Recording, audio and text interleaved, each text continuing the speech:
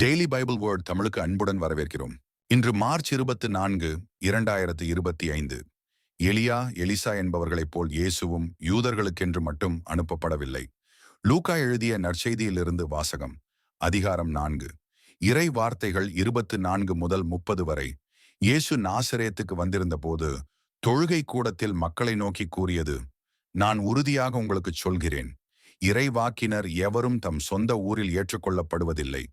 உண்மையாக நான் உங்களுக்கு சொல்கிறேன், எலியாவின் காலத்தில் 3½ ஆண்டுகளாக வானம் பொய்த்தது, நாடெங்கும் பெரும் பஞ்சம் உண்டானது. அக்காலத்தில் இஸ்ரேலரிடையே கைம்பெண்கள் பலர் இருந்தனர். ஆயினும் அவர்களுள் எவரிடமும் எலியா அனுப்பப்படவில்லை. சீதோனைச் சேர்ந்த சாரிபாத்தில் வாழ்ந்த ஒரு கைம்பெண்ணிடமே அனுப்பப்பட்டார். மேலும் இறைவாக்கினர் எலிசாவின் காலத்தில் இஸ்ரேலரிடையே தொழுநோயாளர்கள் பலர் இருந்தனர். ஆயினும் அவர்களுள் எவருக்கும் நோய் நீங்கவில்லை. சிரியாவை சார்ந்த நாமானுக்கே நோய் நீங்கியது. தொழுகை கூடத்தில் இருந்த யாவரும் இவற்றை கேட்டபோது சீற்றங்கொண்டனர்.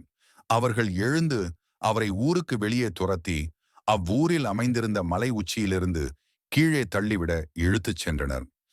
அவர்கள் நடுவே நடந்து சென்று அங்கிருந்து போய்விட்டார். இது ஆண்டவரின் அருள்வாக்கு. இறைவா, உமக்கு நன்றி. தினசரி நற்செய்தி வார்த்தைகளுக்கு daily Bible words Tamil channel subscribe பண்ணுங்க. இந்த வீடியோவை லைக் செய்யவும், ஆமேன் என்ற வார்த்தையை பதிவு செய்யவும் மற்றும் உங்கள் நண்பர்கள் மற்றும் குடும்பத்தினருடன் பகிர்ந்து கொள்ளுங்கள். கடவுள் உங்களை ஆசீர்வதிப்பாராக. ஆமேன்.